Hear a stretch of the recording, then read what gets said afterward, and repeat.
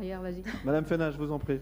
Oui, alors, bien que pour des raisons personnelles, je ne puisse pas prendre part au vote de cette délibération, je me réjouis de cette adhésion. En adhérant à la coordination Eau-Île-de-France, Fontenay exprime un choix politique fort, celle d'affirmer que l'eau est un bien commun universel auquel tous les habitants de la planète ont droit d'accéder et qui ne peut faire l'objet d'une appropriation privée. Notre ville rejoint ainsi Montreuil et Bagnolet, qui ont également fait ce choix d'adhérer à cette association. Adhérente à la Convergence nationale des services publics, le rôle de cette association est de renforcer le mouvement pour l'eau bien commun en Île-de-France et d'en faire un acteur incontournable pour toutes les décisions qui concernent l'avenir de ce bien vital. Car l'eau est un élément essentiel à la vie sur Terre, elle est vitale pour l'humanité. 3 jours sans boire et nous sommes morts. Pour la France insoumise, la question de l'accès à l'eau et donc de l'accès gratuit est incontournable.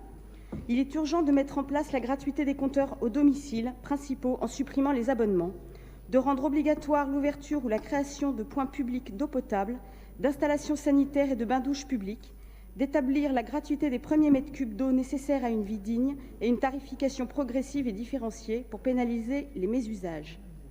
Comme tous les biens de première nécessité, il faut baisser la TVA sur l'usage domestique de l'eau.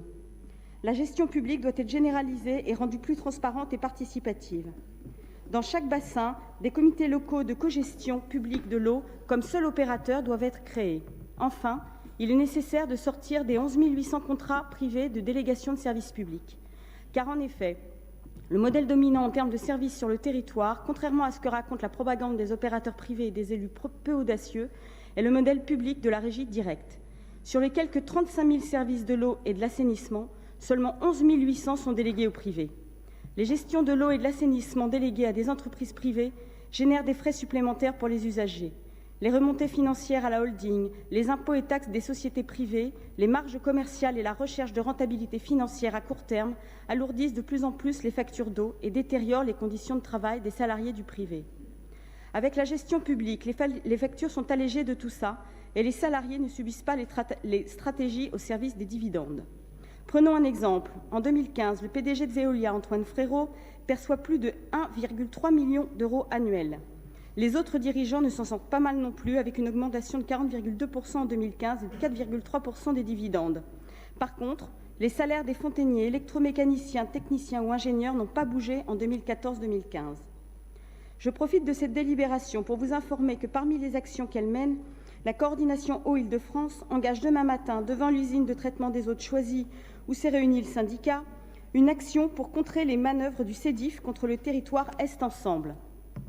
Pour rappel, en décembre 2017, le Conseil de territoire Est Ensemble, comme celui de Plaine Commune et celui de Grand Orly-Seine-Bièvre, a décidé de ne pas renouveler son adhésion au SEDIF et d'approuver une convention provisoire de 2 ans avec ce dernier, afin de mener à bien les études techniques et juridiques pour passer à la gestion publique, de poursuivre le débat entre élus et avec la population et de décider de l'avenir de la gestion de l'eau.